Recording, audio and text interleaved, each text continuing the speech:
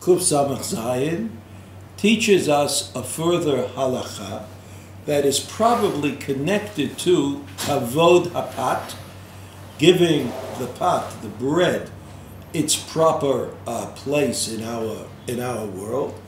But there are also other reasons that are quoted. The halacha that I'm referring to is Kuf Samach Zayin Seif Chet. Lo yivtza ad sheyavil lefanav melach.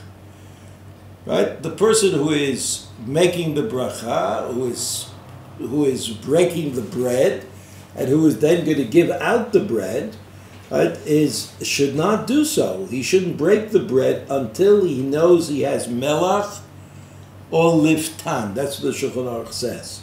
The word liftan is explained by Rashi. This is actually printed in the Shulchan Aruch. Kol davar hanechal im hapat. So you should not eat the pot as a kind of a independent, idle, unimpressive kinds of things, but you should sort of spruce it up a little. Put on a little bit of salt. That's what the Shulchan Aruch says. The Mishnah Berurah explains several things about the salt and why we use it. So first the Mishnah Berurah says in Kav Zayin, using the footnote Kav Zayin, melech o liftan, salt, or something that's eaten generally with bread. That's liftan. Kedei shetiyeh nechelet b'ta'am mishum kavod habracha. Since often we don't eat bread alone, but the way we eat bread is by adding to it something that gives it tastiness. Mishum kavod habracha. Because since we're making the bracha hamotzi lechem min haaretz on this piece of bread that we're about to eat, it should be a good tasting piece of bread. Further, he says, kedei shelo yitztarech achar kach lahafsik bein bracha lachila levakesh melech betavlin. So the reason that the Shulchan Aruch says you should have it there before you make the bracha is because otherwise you might have to stop and wait and gesture, and all of those things are probably forbidden. The also lechatchila, it's not a good idea to wait, right? Even though we have probably often seen people sitting and motioning to the unknown waitresses in the kitchen, where's the salt? But you shouldn't do that. Afilu im yitacher ktsat ad sheyaviu. It's still not the right thing. Gam kein nachon lahamtin milevarech. Right? You should not wait or put off making the bracha. Right? And so this is what the Mishnah Berurah adds.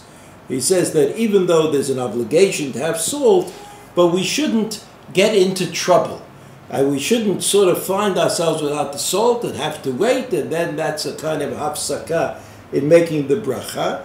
And since that's a hafsaka in making the bracha, we should make sure that everything is set up before you get there.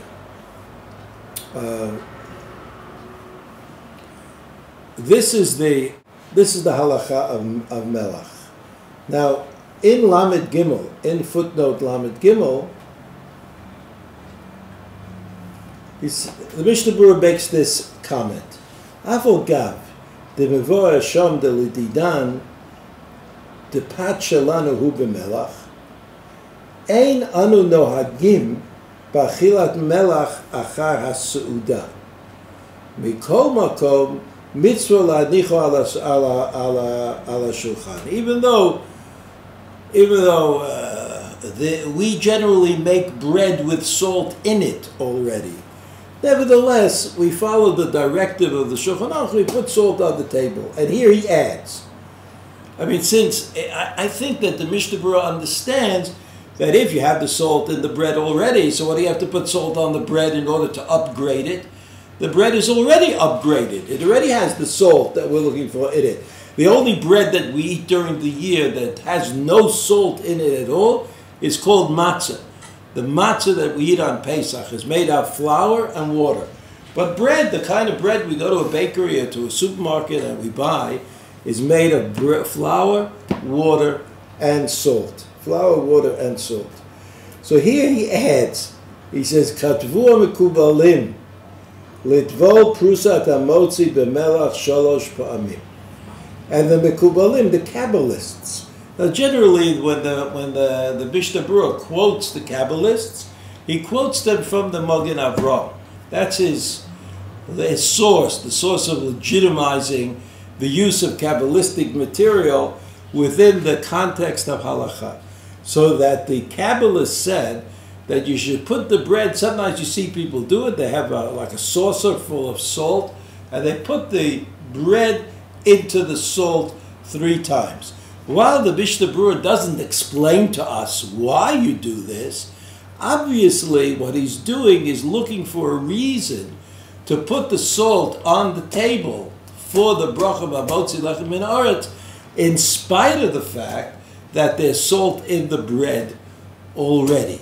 So that the Mishnah Berurah explains, you should add salt to the bread, the salt should be on the table, you shouldn't have to make a mistake. And you remember that the Kabbalists, that the Mekubalim, learned that there was special meaning to dunking the bread into the salt 3 times before you eat.